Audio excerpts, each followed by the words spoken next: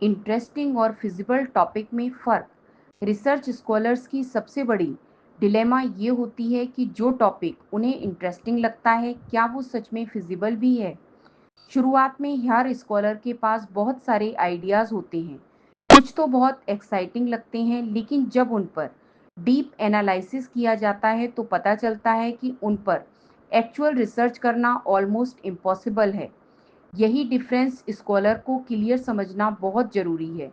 Interesting topic का मतलब होता है कोई ऐसा आइडिया जो सुनने में बहुत अट्रैक्टिव लगे, जिस पर सोचते ही स्कॉलर को लगे कि वाह, अगर मैं इस प्रॉब्लम को सॉल्व कर दूं तो फील्ड में बहुत बड़ा कंट्रीब्यूशन होगा।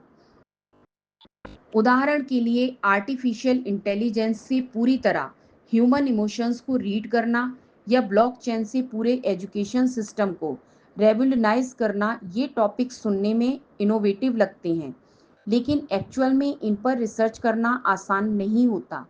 अब बात करें फिजिबल टॉपिक की। फिजिबिलिटी का मतलब है कि आपके पास वो रिसोर्सेज, डेटा, टूल्स और टाइम अवेलेबल हो जिनसे आप उस टॉपिक पर रियल रिसर्च कर सकें। फिजिबल टॉपिक हमेशा प्रैक्टिकल बाउंड्रीज के अंदर होता है।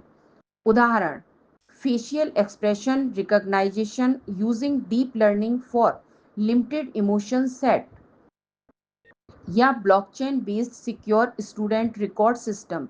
ये टॉपिक्स लिमिटेड स्कोप में हैं, लेकिन इन्हें गिवन रिसोर्सेज और टाइम में प्रॉपरली एग्जीक्यूट किया जा सकता है। प्रॉब्लम ये है कि कई स्कॉलर्स सिर्फ इंटरेस्टिंग फैक्टर देखकर टॉपिक चुन लेते हैं।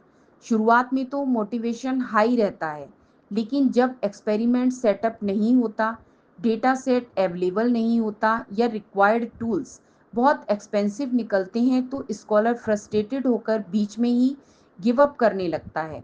दूसरी तरफ अगर स्कॉलर सिर्फ फिजिबिलिटी देखकर टॉपिक चुन ले तो रिसर्च बहुत बोरिंग हो सकती है।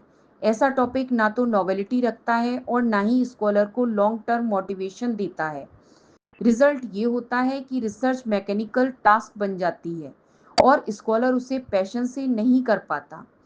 इसलिए असली स्किल ये है कि टॉपिक में बैलेंस हो, वो स्कॉलर को इंटरेस्टिंग लगे ताकि उसे मोटिवेशन मिले, और साथ ही फिजिबल भी हो ताकि एक्चुअल में रिसर्च कंप्लीट की जा सके।